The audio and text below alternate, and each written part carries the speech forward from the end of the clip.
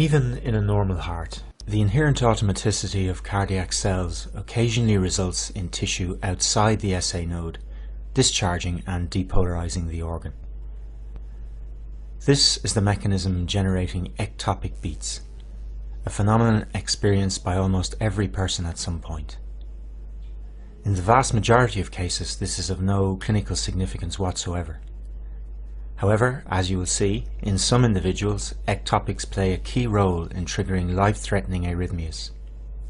Also, principles learned from the analysis of ectopics can be applied to help with arrhythmia diagnosis. This is a normal heart, and it is in sinus rhythm.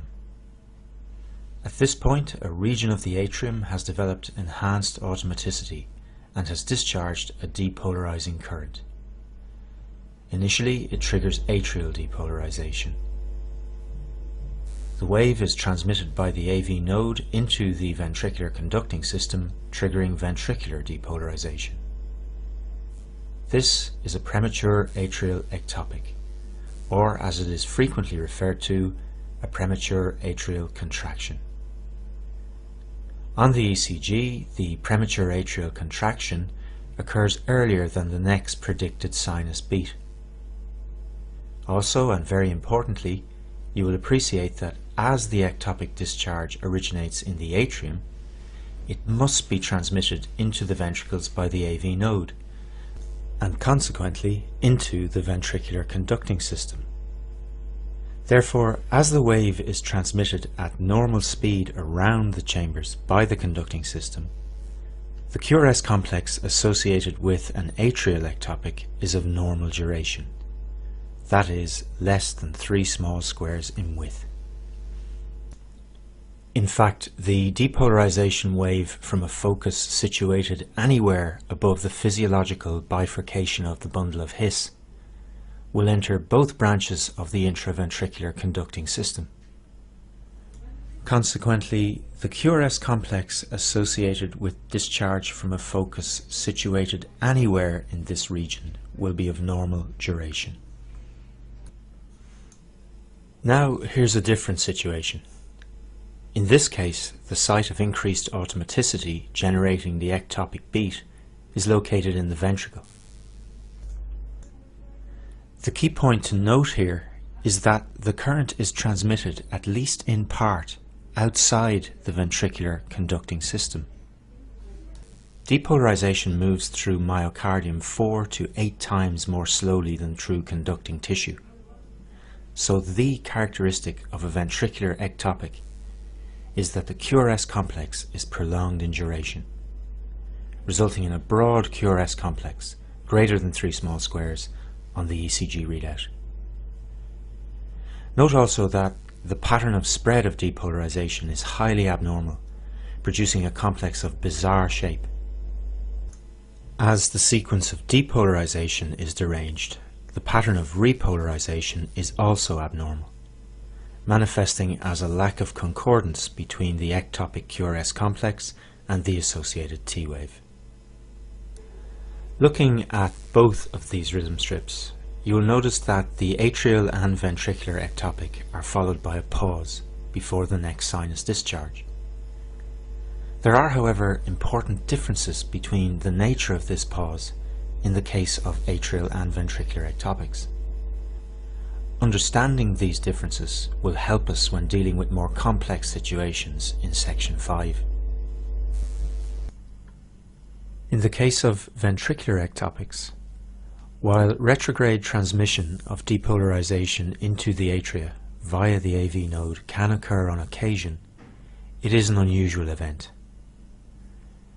A ventricular ectopic, therefore, is not usually associated with retrograde depolarization of the structures of the atria, including the SA node. The SA node continues to discharge at its own inherent rate, oblivious to events below the AV node. As the sinus node continues to discharge at its own regular rate, the next P wave following the ectopic will occur at a predictable time point. In addition, the heart rate following the ventricular ectopic is the same as that preceding it.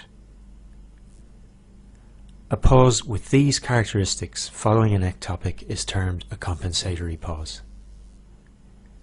A compensatory pause indicates that the ectopic has had no effect on the SA node. In the example shown here, the morphology of the premature ectopic is consistent with an origin in the ventricles. We would predict that it will have had no effect on the sinus node. Before the ectopic, there were approximately 4 large squares between P waves. We would therefore expect the next sinus discharge to occur at this point. Indeed it did. However, note that it was not transmitted into the ventricles, as it arrived at the junctional region at a time when the conducting system was still refractory to transmission.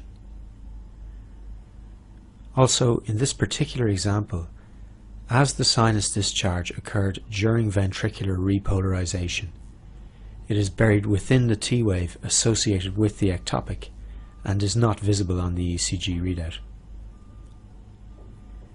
We would still predict that the next sinus discharge would occur at this point, a further 4 squares on. This is indeed the case. So the P wave following the ectopic occurs at a predictable point on the readout, which is a simple multiple of the preceding P wave interval. Also note that with 4 squares between all subsequent OR waves, the heart rate is the same as that preceding the ectopic. As expected, this is a compensatory pause and supports the conclusion that this ectopic originated in the ventricles. In contrast to ventricular ectopics, discharge from an atrial ectopic will usually result in depolarization of the cells of the SA node, temporarily suppressing their discharge. The SA node recovers its function after a pause of variable duration. As the duration of recovery is variable, the timing of the next P wave is not predictable.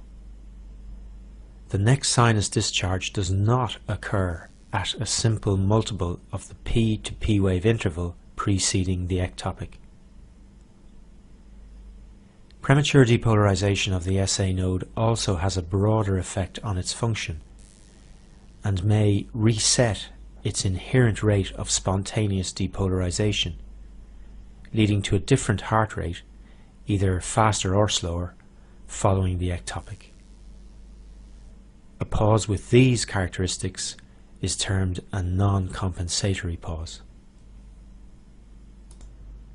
Before we summarize the material contained in this video, there are a number of other features of the atrial ectopic worth noting at this point. Firstly, in this particular example, the ectopic discharge has originated low in the atrial cavity, and the bulk of atrial depolarization is spreading upwards. The ectopic P wave is therefore negative in the inferior leads, illustrated here in the rhythm strip, lead 2, reflecting an abnormal P wave axis. You may also have noticed that compared to the normal sinus beat, the PR interval is shortened in the ectopic. This reflects the fact that in this particular case, atrial depolarization has arisen from a focus closer to the AV node than the sinoatrial node. The time taken to reach the AV node is therefore reduced, and the PR interval associated with the ectopic is shortened accordingly. You will see shortly that precisely this type of analysis can help us determine the site of origin of arrhythmias. So, premature ectopic beats can originate from sites of enhanced automaticity in the atria or ventricles. Both occur early, that is, before the next expected sinus beat. Atrial ectopics are transmitted into both branches of the ventricular conducting system and therefore are associated with a normal QRS complex. Atrial ectopics are usually associated with a non-compensatory pause. In contrast, ventricular ectopics are generated in the ventricular wall or a component of the conducting system, and must travel at least in part through the slower conducting ventricular muscle. Consequently, they are associated with broad QRS complexes, and deranged repolarization results in a non-concordant T-wave. In addition, ventricular ectopics are usually followed by a compensatory pause.